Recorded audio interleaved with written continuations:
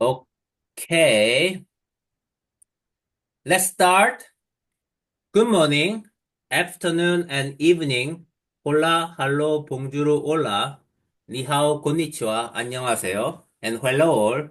And or aloha. Welcome and thank you, SynBYSS people, for joining us, the 149th seminar, and I call it a Boston University Day. I am in Hawaii for the first International SynBYSS conference. Actually, today is the last day of this conference and also the last day of this year's webinar series.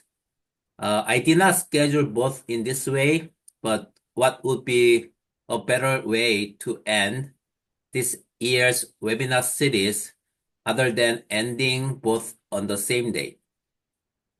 One caveat is it is the 6 a.m.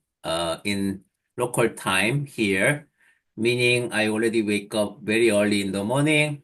Also, it will be a long day for me, although I generally sleep only for 4 to 5 hours a day. Okay, it is my tremendous honor to introduce very briefly our pioneer speaker, Professor Mary Dunlop. She is a professor at Boston University. I have known her for more than a decade, I guess, since she worked with Jay Kisling's lab many years ago, meaning she is my academic aunt. She combines computational and experimental approaches which are important in synthetic biology, or I would say define synthetic biology. Actually, we discussed yesterday about what is the definition of synthetic biology, even 24 years of after the synthetic biology start by Jim Collins and some other people.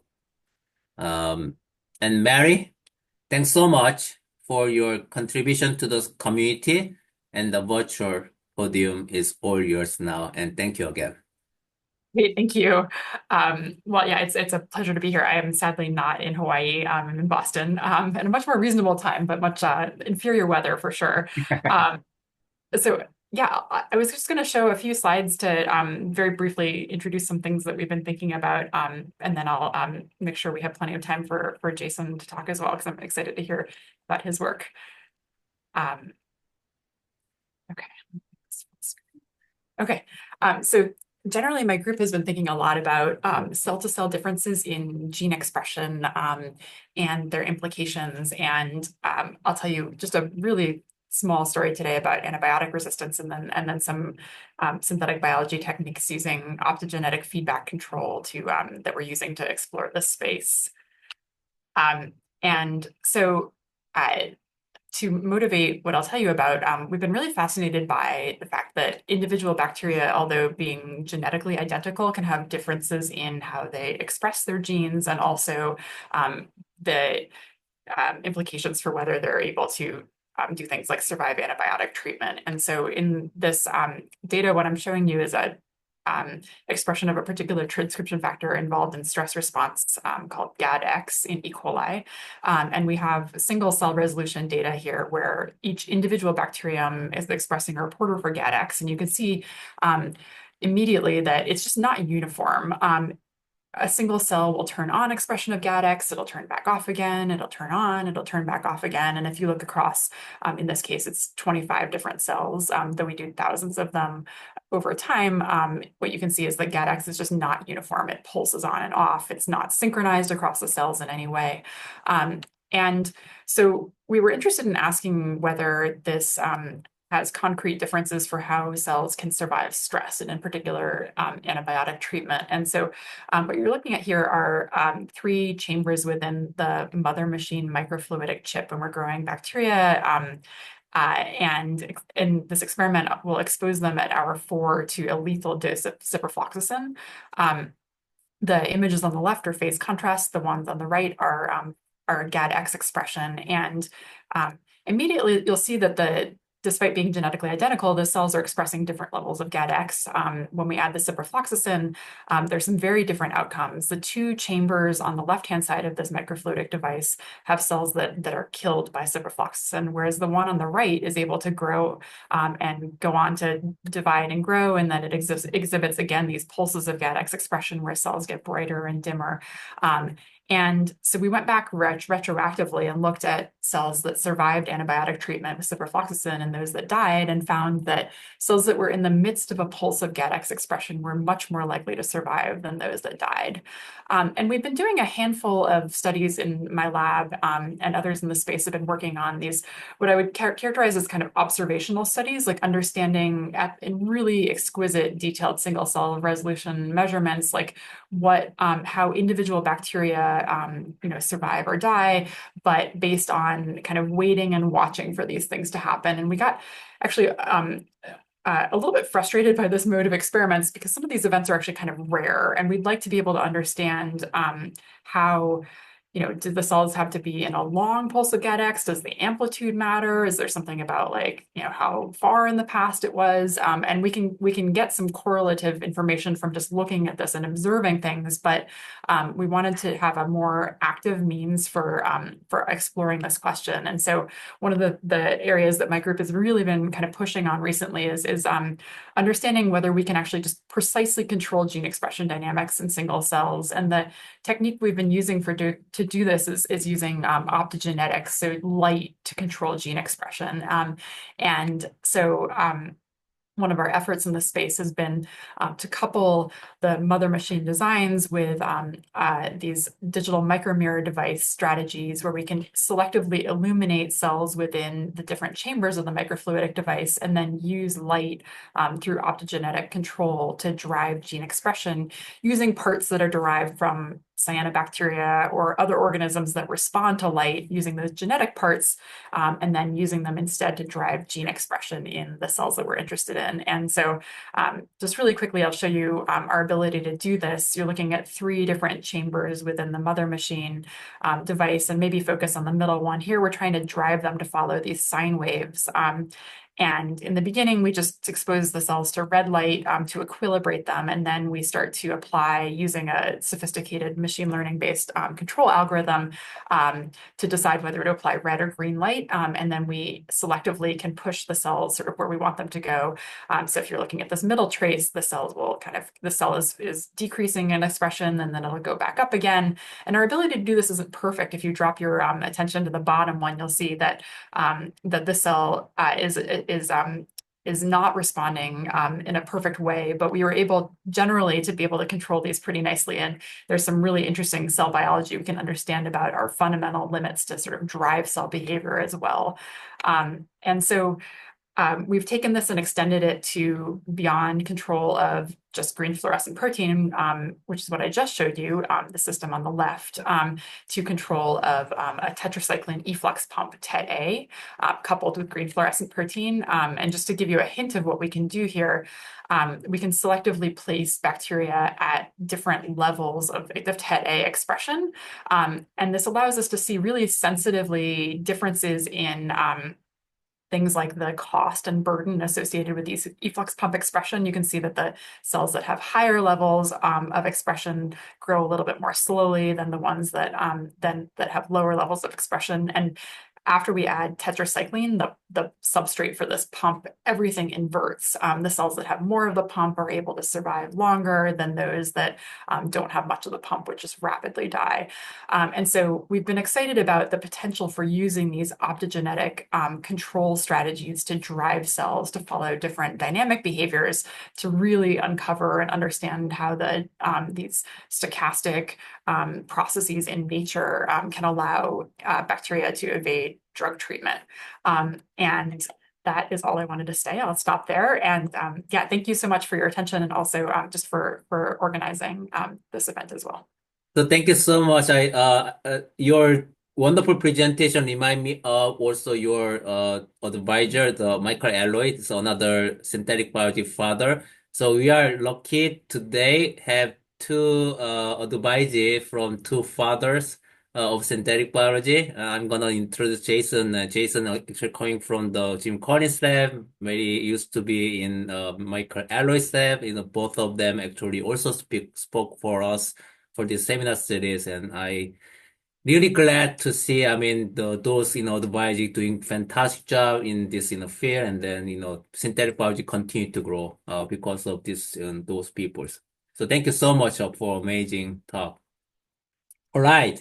Uh, now, the main speaker of today with a longer introduction, Dr. Jason Yang is an assistant professor and chancellor scholar at Rutgers, New Jersey Medical School in the Department of Microbiology, Biochemistry, and Molecular Genetics, and also in the Center of Emerging and Re-Emerging Pathogens. He received his PhD in biomedical engineering from University of Virginia in 2012, working to study G protein coupled receptor signaling in cardiac myocyte, and complete his postdoctoral training at the MIT and Broad Institute in 19, as I mentioned, working in the lab of Dr. Jim Collins' lab, to develop machine learning method for studying how bacterial metabolism contribute to antibiotic lethality. So this is also kind of interesting coincidence. I mean, both of them working on this kind of antibiotic behavior. He now lead systems and synthetic biology research program focused on developing engineered macrophage therapies for treating antimicrobial resistant infections, tuberculosis, and other chronic or complex human disease.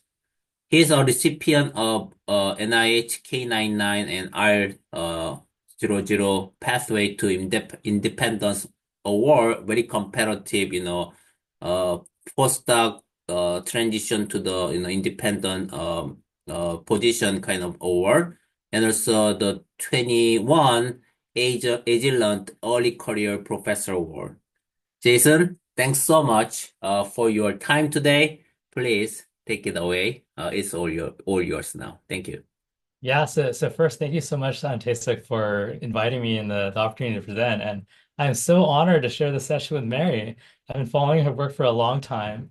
And I think, Mary does an amazing job bringing together kind of live cell imaging and quantitative analysis to advance our understanding of kind of fundamental biology. And so on that, in that vein, some of the work that we've been doing has also been, using kind of similar approaches.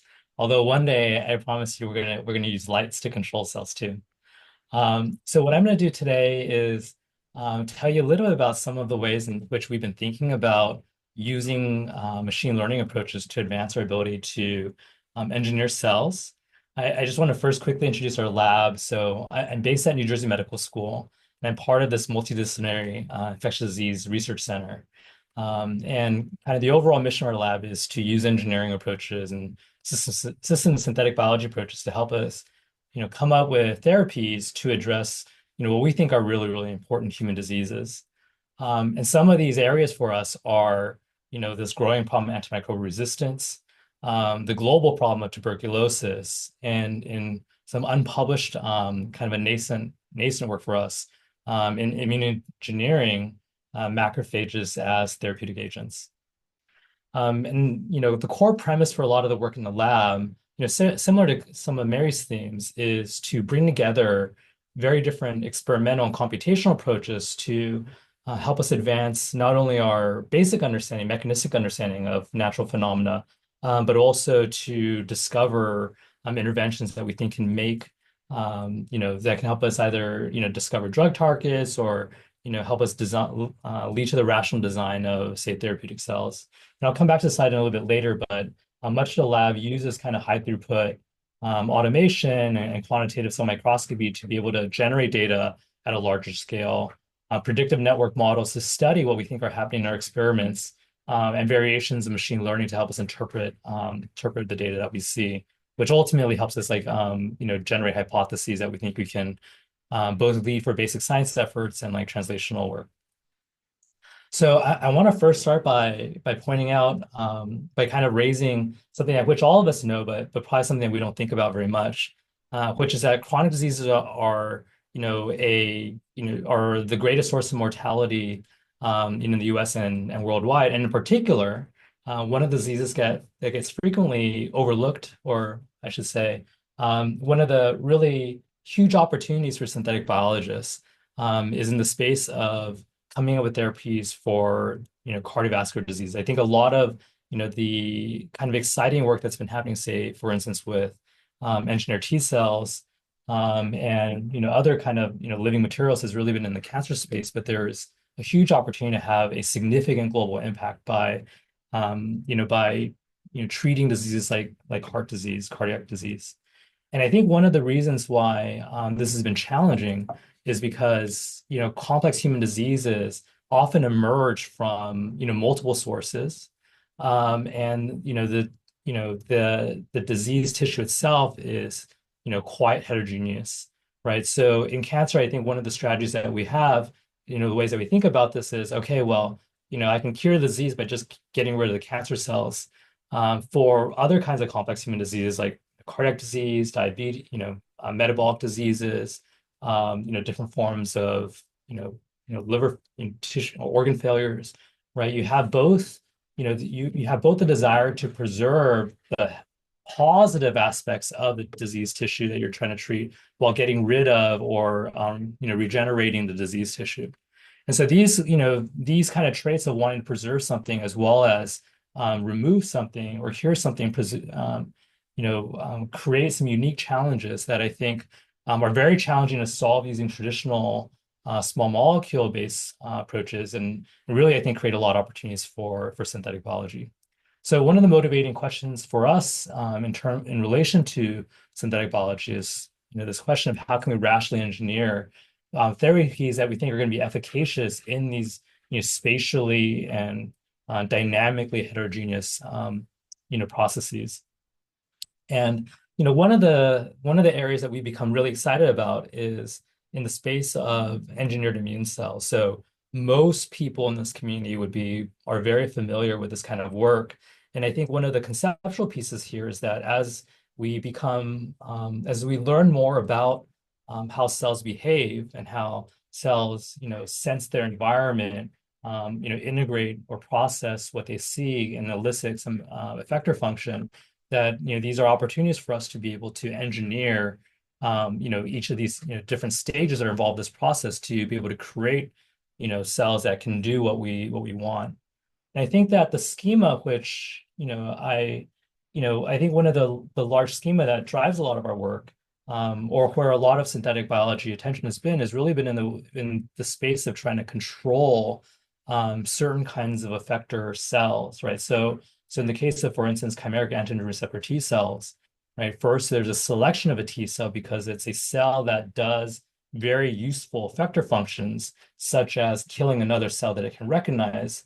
And a lot of the work that's taken place has been trying to engineer ways to target this effector cell with increased specificity or sensitivity to something like a disease tissue, right? And so that's where, I think some of the really inspiring work that's come from like Wendell, Cole and several other people, and Wilson and many, many others in engineering receptors themselves or combinations of receptors to elicit a single specific response has been really valuable. But there in the clinic there have been many instances where these strategies have not been successful, and I would in my view, I think some of the reasons for why you have failure for treatment with immune cells is that we can sometimes what we can have is in our design of these cells we can perhaps choose the wrong antigen, right? So if disease tissues are heterogeneous, and so if you don't select the right antigen, then your engineered cell may not do what you want it to do. Maybe related to that is also the opportunity and possibility of getting kind of off-target toxicity. I think another failure mode, and I think this is something that's been explored more recently, is maybe the incorrect or inadequate selection of effector function. So again, with T cells, right, the primary reasons why there was a lot of excitement about T cells and NK cells because they're very good at killing cells that you want to get rid of. But more recently, there's really, really great appreciation that other aspects of T cell, NK cell, macrophage immune function, such as the secretion of chemokines and cytokines, are also potentially very important and possibly therapeutically useful effector functions. And I think another really important challenge has been how these cells respond or how they behave in vivo in the disease tissue environment. And so one example of this is like T cell inactivation in the tumor microenvironment, whereby other factors, which maybe are not included in how we do our cell culture or engineering experiments, how other kind of extracellular factors may shut down metabolism or shut down other aspects of our engineered cells and therefore render them unable to elicit their effector function. So for us, this is something that we think a lot about. And I think that one of the engineering challenges for us is trying to think about how we can engineer therapeutic immune cells that can specifically overcome these hurdles.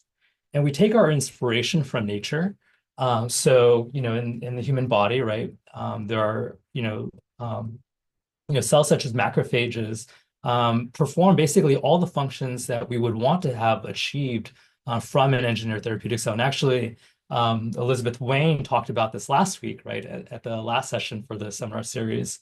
And macrophages have a lot of properties that I think make them very attractive as therapeutic agents. So one of them is that they are pervasively involved in many important development and regenerative processes, and they're also proactively involved in preventing different kinds of diseases such as infectious disease and cancer. They are extremely multivalent, so they possess many different effector functions, and many of these are useful in different contexts.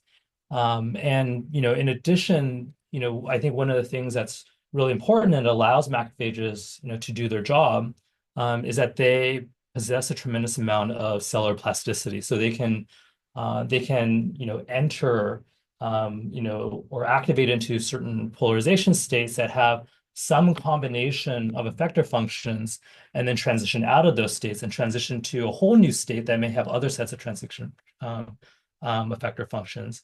And so this type of plasticity and this kind of on the fly spatially and context dependent decision making make macrophages to us very, very attractive agents, theranostic agents for curing different kinds of diseases.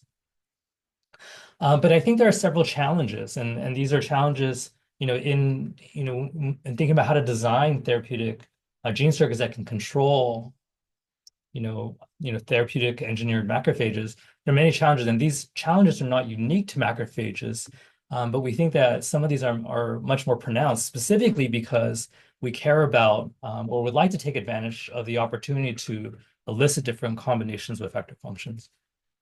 And so I would classify these as, kind of these broadly in these three different areas. One is in rationally designing the gene circuit itself and trying to understand how do I, what kind of gene circuit do I need to create to be able to biologically control the behavior of a macrophage. There are challenges associated with how do we actually engineer the gene circuit itself to actually work in a macrophage, because I think many of us know that there's a lot of cell type specificity in how well synthetic, engineered constructs will work. And then, of course, there's also the challenge of how do we engineer, cells, therapeutic cells, to be able to work as we expect in spatially heterogeneous and time-varying, environments. And so, Ronan O'Connell from Caleb Bash's lab, gave a really nice presentation on some of the work in this space, several weeks ago. But I think for today, what I want to do is focus our attention here in terms of thinking about how can we rationally design gene circuits that will how do we come up with biological designs to control the types of effector functions we care about. And so, as I was saying earlier, the premise of our lab is that we can use machine learning to be able to do this. And the way that we've been thinking about this is that in contrast to many machine learning efforts today, whereby a large screen is performed, and then maybe some deep neural network is used to link some phenotype to to some large screen. What we want to do is we want to be able to do machine learning in a way where we can understand mechanisms the way that, say, a biologist or a biomedical researcher understands molecular mechanisms. Because by doing that, it allows us to make very specific, experimentally testable interventions to be able to control the behavior of a cell. And the way that we think about this is that what we do is we first perform some sort of high throughput experiment. So these could be chemical screens, genetic screens, other kinds of systematic perturbations. And unlike what say a pharmaceutical company might do, we want to design these perturbations in a way where we know where in the cell that we're perturbing. And what comes out of this is that the screen will give us kind of an input-output relationship between a specific cellular perturbation and the phenotype that we care about. Then what we want to do is we want to use these increasingly well-curated knowledge bases about the aspect of the cell biology that we're perturbing. So whether that's in the form of mathematical models, and these kinds of models can be can vary, so that you can use say metabolic models to study metabolic perturbations. You can use gene regulatory network models to study genetic perturbations. You can use signaling models to study signaling perturbations. And in the schema, what we do is we use these predictive network models to simulate what we think is going on in the cell in each of our perturbative conditions, and then take these cellular phenotypes as machine learning labels, the network simulations and the activities through the network as machine learning features, and then generate machine learning models that can predict how that can predict which aspects or which pathways within the biological network can control the phenotypes that we can measure in the screen. I mean, what this delivers pretty directly are molecular mechanisms or molecular pathways that control the phenotypes that we're interested in, mainly because these networks have topology. So the edges or the reactions that get selected would naturally assemble into things that we can visually see as a biological pathway. And some of the value here is that there are many different ways that people think about doing interpretable machine learning, but in this case, it's something where we can perform interpretable machine learning where the mechanisms and the interpretation are explicit, because they're involved in they're explicitly part of our feature set. And so what I'm going to do is kind of give you, the next few slides, I'm just going to give you a couple examples of just this, ways in which we've convinced ourselves that the schema works. And then, in the latter part, tell you about some of our efforts in applying this to engineering macrophages. So I'm going to go through this part really fast because I want to get to the exciting stuff at the end. But one of the areas in which we work on is antibiotic resistance, which I think everyone's familiar is a really important problem.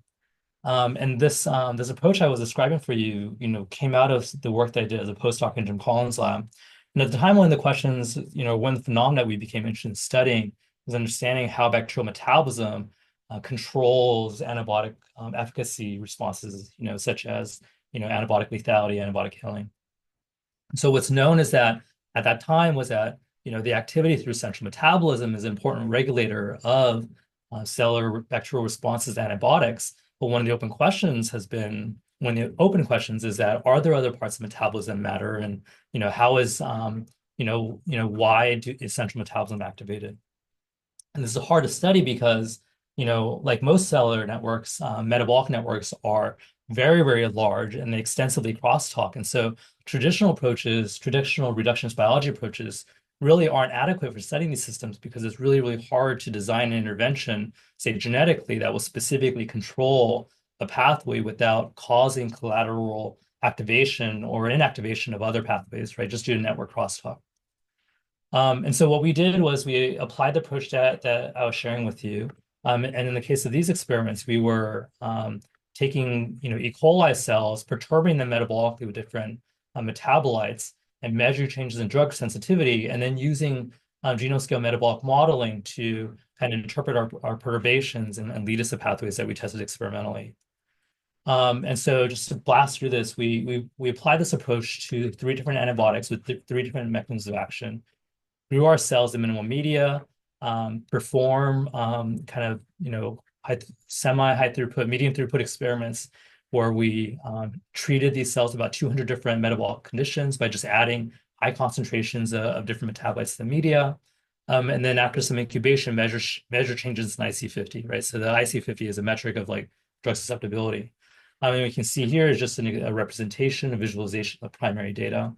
And maybe one of the things that's important is that, of course, like the different antibiotics have different targets and that of course, the metabolic response profiles are different.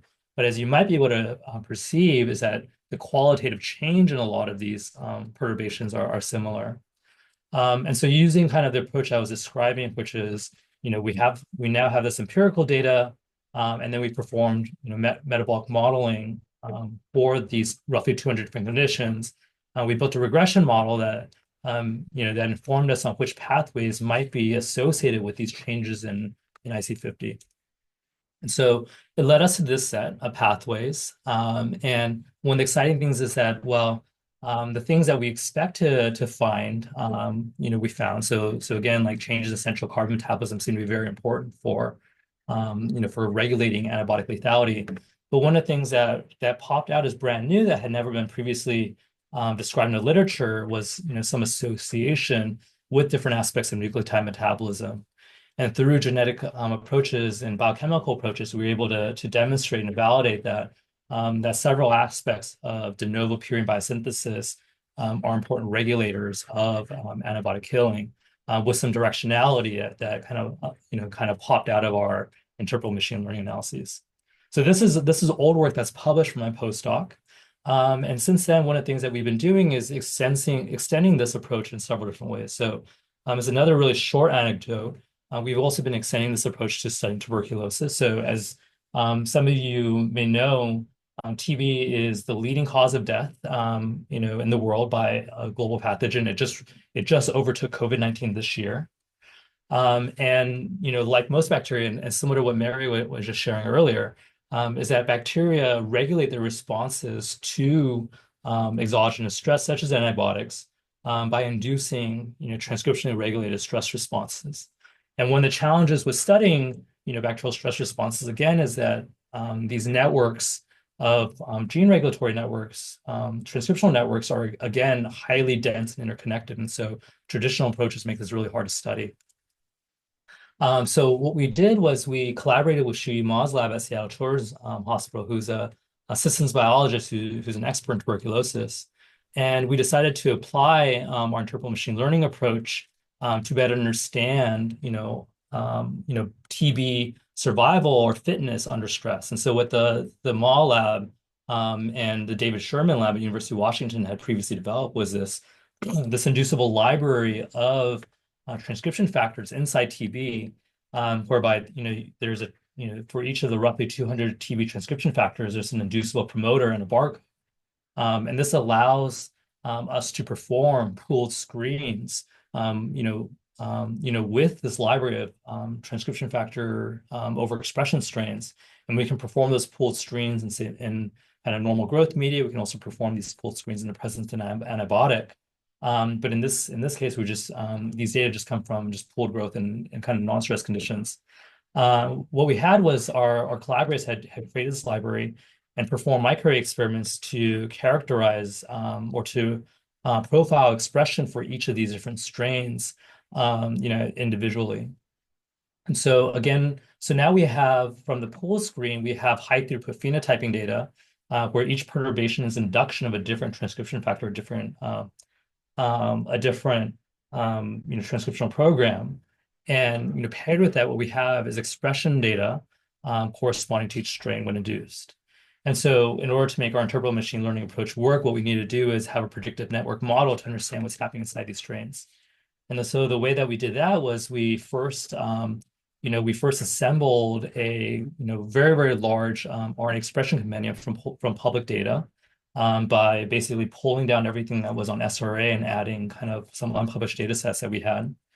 And then we use ensemble machine learning approaches to kind of infer high high fidelity gene regulatory network. So, this is work that, my former advisor, Jim Collins, had really, kind of pioneered, back in, early 2000s. I think Tim Gardner, also at BU, was involved in some of these early efforts, and many, many other groups that I'm not mentioning. But we use, these ensemble approaches to help us infer a high quality network. And what we can then do with this network is we can then infer the activity of, all set of 200 different transcription factors inside each one of these strains using, kind of matrix deconvolution approaches. So Jim Lau, another kind of pioneer speaker who was in the seminar in this SynBYSS seminar series, back in the early 2000s, had pioneered an approach for estimating transcription factor activities given an expression matrix and a gene regulatory network. And so here's just a visualization of us applying this approach across our expression compendium. You can kind of see, how varying, the activities for each transcription factor are, both kind of their magnitude and kind of their variance. And so what we did is we took these two data, we took our growth, our pooled fitness data, and our estimations of the transcription factor activities for each of these 200 different strains, trained a random forest model, and basically what that delivered was a predictive model that predicts, TB fitness, Mycobacterium tuberculosis fitness, in a stress condition, given a RNA expression profile. So to validate this, we turned to data that we had in the Mon Sherman labs, whereby our collaborators had performed experiments taking TB cells, subjecting them to hypoxia and then reaeration. And on the left-hand side is a set of measurements for just the ability of the cells to grow. So these are colony-forming units. And what our collaborators had also done was collected RNA for sequencing at different time points, like during this experiment. And what you can see is that during the hypoxic regime, the cells are really not growing. So their fitness is like near zero, maybe even a little bit of death here. And then following reaerations, the cells like recover their growth. And so using our random forest model, and supplying the RNA expression profiles to these different time points as features, what you can see here is that our kind of trained model is able to predict, this loss of fitness during hypoxia and the recovery fitness during reaeration. And what's also interesting is that as we're hitting like this 10 to the 9 CFU range, right, we can also see kind of this loss of fitness as the cells transition to what we think is something like stationary phase.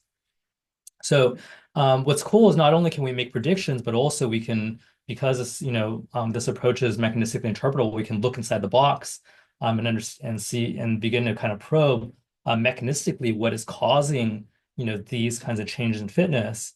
And by looking at the composition of our model and where the regression weights are, the coefficients for these different transcription factors, we can identify what are the transcription factors predicted to drive this response, and then look to see is there any experimental evidence for these transcription factors, right, as validation of the biology. And indeed, if we look at our top 7 predictors, that's exactly what we see. So this is just kind of an illustration of that right here. So this is work that's now available at bioRxiv and is under review. So what I want to do, actually, the most excited part that I want to get to, and this is what I think maybe more of you guys may be interested in, is how we're thinking about applying these things to engineering immune cells such as macrophages.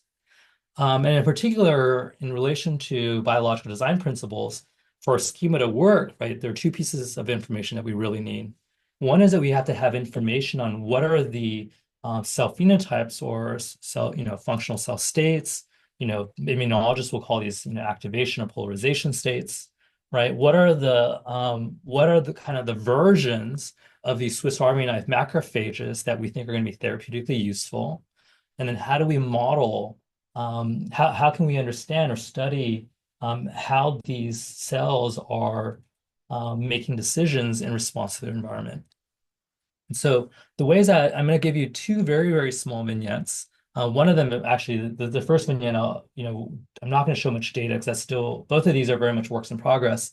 But I think the second one is something that is maybe more related to this overall topic. So to better understand, what we think are therapeutically useful cell states, what we've done is we've, kind of embarked on this high throughput screening approach whereby we've manually curated compounds, which are mostly biologics, that resemble biologics which we think are natively present in the human body in both physiological and disease contexts that are known to be able to act on macrophages and affect their function. In addition to cytokines and chemokines, these also include many ligands that are often overlooked by immunologists, and these include things like neurotransmitter, G protein coupled receptor ligands, and other kinds of signaling molecules. What we've done is we've isolated monocytes from healthy human donors, and then differentiated these to macrophages using different macrophage differentiation cues, and then perform these chemical screens, mainly imaging based, to measure different macrophage cell functions in the presence of following activation by one of these extracellular ligands. And kind of like the vision here is that by generating and collecting all this data and then doing kind of different forms of quantitative microscopy analysis like Mary, or data science-y kind of analysis, the expectation is that we'll be able to cover novel functional cell states. And so here are just some examples of some of the experiments we're performing and some of the data that we're generating. For those of you guys who may be interested in this kind of work, please feel free to reach out, and very happy to kind of explore collaborations with you on macrophages. But just to give you an illustration of how we're analyzing this data, then, is that from our microscopy images, we have both kind of bright field and measurements in different fluorescent channels, and we can use automated cell segmentation methods to both like identify the cells and quantify the molecules being labeled by these different dyes. And then by kind of probing across our kind of perturbation space with roughly 96 compounds, we can then 96 compounds with two different differentiation modes, right? We can then do some analysis to figure out what might be some of these functional configurations. And so this is just an example of macrophage metabolism across one of our plates. And what you can see here is that we recover clusters of cell states that resemble things that immunologists already knew, things that resemble kind of a quiescent M0-like state, more of an inflammatory M1-like state, and kind of these anti-inflammatory M2-like states. But also what we recover are new clusters that we think represent some cell states that are poorly studied or poorly understood. And we think that kind of this overall approach, by looking at these measurements across these different effector functions, can help us identify what might be therapeutically useful macrophage activation states. The other thing that we can do is we can also perform different kinds of predictive network modeling analyses to study what might be happening in different conditions. And so this is just some work, some preliminary work that's been led by med student in the lab, which is to perform genome scale metabolic modeling simulations with human models on public RNA sequencing data. And what you can see here is just evidence that we can that by performing these kinds of simulations, we recover kind of expected changes in macrophage metabolism corresponding to these inflammatory and anti-inflammatory cell states. And so, similar to what we've done in TB, we're very interested in kind of exploring, not just the data that we're generating, but also public, large-scale RNA sequencing data, for instance, like the kind of data that Avi Maayan has curated in his ArchS4 database, and different kinds of gene regulatory network and metabolic network analyses to understand what's happening in those cells. But for this last part, what I want to tell you about is how we're building tools to enable us to study how macrophages process information and elicit their cell functions based on what they see in their environment. And for those of you, and I think for those of you guys who work with mammalian cells, eukaryotic cells, I think we'll recognize that one of the primary modes by which cells process information is really through their cell signaling networks. And I think one of the things that often gets that often gets overlooked is the idea that not only does it matter the magnitude or combination of ligands that a cell sees, but also the dynamics of how the signaling responses are working in a cell. And so, different kind of dynamics for even the same molecule can elicit very different cellular behaviors. And these things are very challenging to model because our traditional approaches, where the steady state behavior that we might measure or measurements at one time point may not give us adequate information to be able to perceive these changes. And in the case of cells like macrophages, these are really complicated also because you have lots of different receptors that can converge on, different signaling nodes that then can elicit, again, very kind of, complex downstream dynamics. And similar to metabolism, signaling is very, very large. And some of the unique challenges here also is that we don't know what are all the signaling species in a cell, who are the interaction partners, and most importantly, we don't know much quantitative information about the nature of these interactions, such as like their biochemical constants, right? Binding affinities, like catalytic rates. So what Yichi Yan, who's a Rutgers biomedical engineering student in the lab, has been working on is deep learning approaches to be able to model cell signaling. And to briefly summarize this, what we've done is we built an approach that combines graph neural networks with recurrent neural networks to be able to model cell signaling network structures using these graph neural networks and time varying behavior using the recurrent neural networks.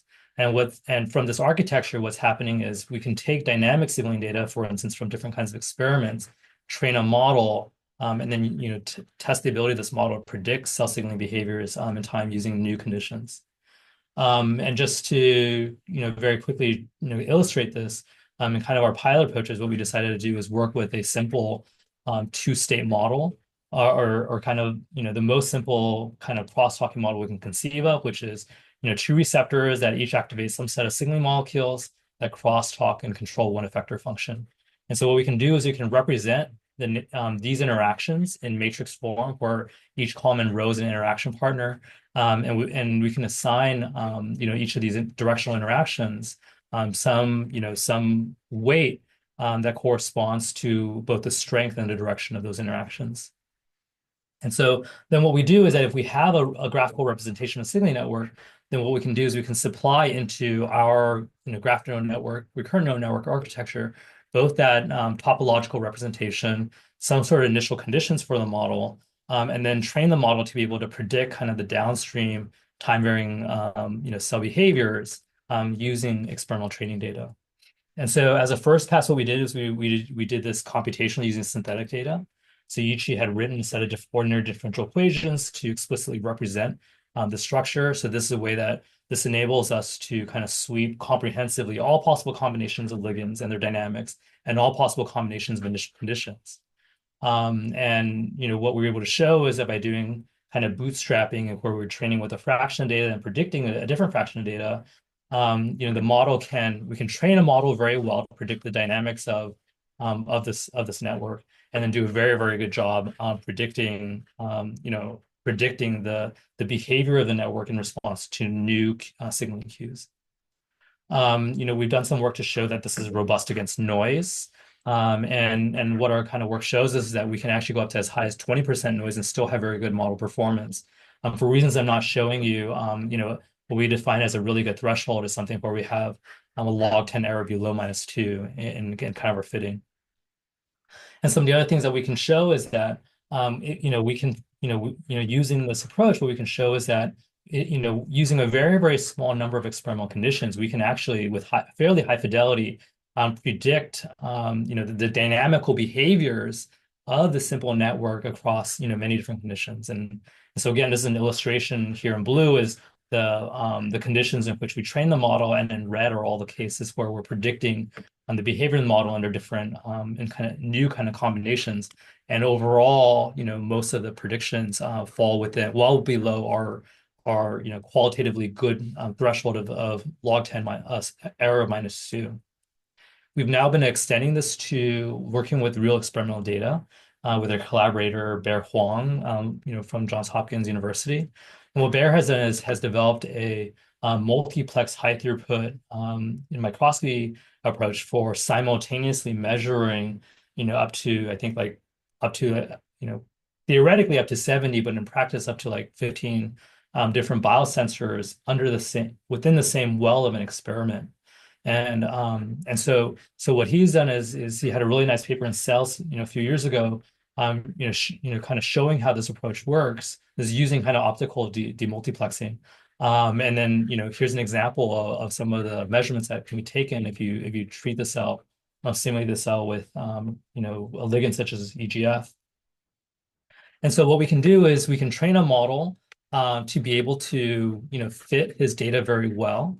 And so just an illustration of a training. But then most exciting, what we can do is we can use a model to kind of reasonably good fidelity, at least qualitatively predict the behavior of the cell in conditions that the model hasn't been trained on. And so just here's an example. If we train the model with EGF and many different other kind of single perturbations to different nodes in the cell, and being able to predict the combination of EGF and rapamycin. I'll tell you just in transparency, this is still very much a work in progress. So of course, I'm showing you the best case scenario here. But this is something which we're very excited by, that as a tool, we think can allow us to probe and understand how cell signaling takes place in the cell, even with incomplete information. And so with that, I'm just going to summarize and thank the people in the lab who's worked on this. The old work that I did with antibiotics was as a postdoc when I was in Jim Collins' lab with collaboration with Bernard Paulson. The work that we've been doing at TB is in collaboration with Shima and David Sherman and led by Oliver Gu and Edson Petri in the lab. The macrophage cell screening work has been led by Leah Goodwin, just a really talented technician in the lab, and the collaborators and undergrads here in red. And then the deep learning model is being really, kind of just driven by Yichi in the lab. And with that, I'll take any questions that we have time for. Fantastic talk. Thank you so much. Mary, do you have any comment, question? Yeah, I've actually got like a list of questions, but maybe I'll keep them Sure, limited. please. Yeah, it was super cool work. Thank you so much for sharing it. I was actually like, especially in the last part of the talk, your ability to kind of predict the cell behavior and the signaling over time was really cool. I was wondering, just because it's similar to some things that we've thought about, like, have you encountered cases where you end up getting where it's not necessarily like clear which cell state it will go to, like you could have sort of multiple outcomes, and how does your and I guess this relates to some of the like earlier things you talked about with like different cell states. How do you manage predictions when you could have diverse outcomes? Yeah, so that's a fantastic question. And I think this speaks to some of your work looking at like cell heterogeneity in an experiment, right? Yeah. So I think that we think about this in a couple of ways. So first, I think maybe the primary answer, the modeling work at the end, this is kind of nascent space. There's not a lot of examples of that. And so what we're doing right now really doesn't take into account cell heterogeneity, right? Like, we got to build some stepping stones. What I can tell you is that cell heterogeneity does exist in microscopy data, as you very much know, right? And when we're training the model, actually, this is probably not the best. I think here I'm not actually showing the variance, but the way in which we train the model using kind of these data is that we are first calculating the kind of the median and the variance. I think we're using, forget if we may be using a standard error, right? So we're calculating the median and the standard error, either the mean or the median and the standard error for each of these time points.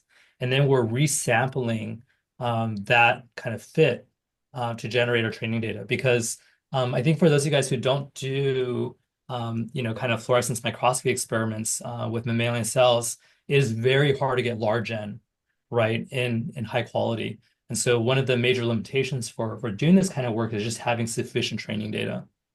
And so we've been able to kind of like deal with that training data kind of challenge by kind of like averaging the cellular response within a well, but then it gets rid of the heterogeneity that you're speaking to, Mary. So that's something that right now we're kind of taking baby steps towards on this side. In terms of like thematically what you're asking about cell states. So when we do this analysis, right, we are, for most of these experiments, we're using kind of imaging-based approaches. And you can even see here, there's a tremendous amount of cell variability in just even this single field of view of this single plate, of this single well, of like this single donor, et cetera. And when we take our measurements, what we're doing is we have for each well, we are actually taking the set of measurements and collating a distribution for instance, like the area or size of a cell, the distribution of all the fluorescence intensities of the cell, et cetera. And then what we're supplying as features into some dimension reduction approach is not just like the mean activity, but actually metrics of that whole distribution. So we supply the median, the quartiles, the 10 to 90th percentile, and we also supply the 5 and 95th percentile. So we're trying to capture as much of that distribution or as much of that variance as possible when calculating these things. And in the case of like what's known in relation to, say, macrophages, right, is that not all the perturbations elicit, strong mean responses, right, with tight variance. A lot of these responses, a lot of these ligands, such as like IL-10, will elicit things that begin to look like bimodal or multimodal responses where the variance is very, very large. So we think that we can capture some of this just by supplying more quantitative detail, per well basis. Great, thank you. Do you have any more questions, Mary? I think I'm good. Yeah. Okay, good. So let me ask one question because we had yesterday in Hawaii, we called it road mapping or vision panel discussion, including panelists, including the Ron Wise and some other people. Also, we have another in the session, Ling Chong, you gave, amazing talk. So the common thing we kind of discuss and then, some challenges we, mention is one, noise. Of course, that is a not new thing, but, in biological system, noise, is a big problem. Second thing is, variability and the same thing in the noise, but the standardization of the parts and etc. I know, I mean, the mammalian cell is even much more challenging in terms of those two aspects. I just wanted to know, I mean, I'm curious, that's not relevant, not closely relevant to your talk in a sense, but I want to, listen to your thought about these two aspects in terms of moving forward. I mean, our synthetic biology field. Yeah, so I think that yeah, I think this is related a little bit to Mary's comment too, but I think this is a really important challenge. And there are two ways you can think about noise invariance, right? One is that it's a problem, right? That noise invariance is a problem because it means that maybe we're not able to control our engineered cells or engineered constructs as well as we want to. But a different way to think about it is that maybe it's a feature. Right. And so, like I said, I think one of the things that I really like about macrophages' potential theranostic, vectors, right, is that they're highly plastic, is that there's high variance. And so for something like maybe a T cell or an NK cell where you really want the cell to do the one thing and go kill a cancer cell in a very, very specific condition, we don't have much tolerance. We don't want to have any tolerance for noise because we don't want to kill something that doesn't kill, or we don't want to lose the ability to kill something. Yep. In the case of macrophages, within any tissue environment, you have multiple different kinds of macrophages that are behaving, simultaneously and differently. And so for us, I think that what we're trying to do and the way that we're trying to address, some of these challenges is that instead of trying to control the cell using, say, a gene circuit, so kind of like the schema, right, for a lot of work right now is that much of like the processing that takes place with the synthetic gene circuit is really, for a lot of synthetic biologists, is really just taking place at the level of the receptor or combinations of receptors or maybe combination of transcription factors that are very downstream of the receptor. But for us, what we're interested in doing here is actually making interventions that control cell-fate decisions by kind of interfacing with kind of the native cell signaling network. So rather than having a gene circuit that directly induces a transcription factor that is immediately upstream of some effector function, such as secretion of like a anti-inflammatory cytokine. What we want to do is we want to have a gene circuit that will kind of perturb a signaling network, and that by perturbing signaling network, what we're trying to achieve is that we're trying to activate a coordinated set of functions that natively or that resemble what a macrophage is already natively doing when it's trying to heal some tissue or treat some disease. So I think that's another way is that we can perhaps kind of deal with some of the noise invariance by acting on kind of the native cell signal processing architectures of cell rather than trying to have instead of trying to only have a tight response, at the level of kind of the transcription factor. That said, then I guess we need to be, there still is a challenge of tolerating noise or dealing with noise when perturbing the pathway, signaling pathway. And yeah, I don't have a solution for that. That's No, no, something no, that no. That's exactly what I wanted to hear because I'm more bacteria person, but I start to do the mammalian cell a few years ago, but I'm not expert. We don't have any good data to publish. But I know I mean bacterial system noise is sometimes good way to navigate the bad situation, bad hedging, etc. And Mhm. then I just wanted to hear, from your perspective, and then whether the same thing is the true. I mean, you are just basically saying the same is true. Yesterday we didn't have much time, 1.5 hour, session, and then we didn't go that deep, but we're gonna do one more session today, so discuss more in depth, and then that aspect or perspective is kind of good addition to our discussion with other people. So thank you so much for adding your perspective. We will discuss, I mean, your point, I mean, in the session, I mean, later afternoon. Yeah, that sounds terrific. And I mean, kudos to you again for organizing, what seems like a very good meeting. It is very cold here in New Jersey. You might be seeing me shivering a little bit in Hawaii. I wish I was out there in Hawaii with you guys. You can come Um, today. Come to Yeah, the I don't know if meeting. I got a flight. I don't know if I'd make it, but yeah, I mean, I think all of these are very important questions for the field, Yeah, and for us, I think we're excited by asking questions about some of these traits that are maybe more biological, like yeah. than how our colleagues are working on these problems. But we're very excited to make a contribution. Absolutely. So I mean, I will absolutely, add your point to when we, the conclude or discuss, I mean, those, thing again this, afternoon. Let me check whether we have the question from audience. I do not see. And also we are already 5 minutes past. Oh, we have the one hand. Let me ask him to speak. Hello, you can now allow to speak. Uh, can you hear me? Yes. Yeah, thank you, Dr. Young and Dr. Moon, for the fascinating presentation. My name is Mahmoud, and I am a master's student at North Carolina A&T State University. My question to Dr.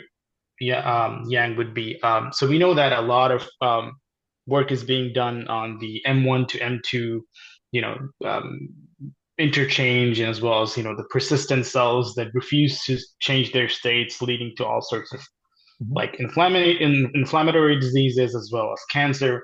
So I was wondering, have you looked at like what kind of perturbations may, so let's say at M1 cell is, stubborn, they don't want to change to M2, and have you taken a look at what like those disease states, what kind of perturbations would lead to the M1 to M2 conversions?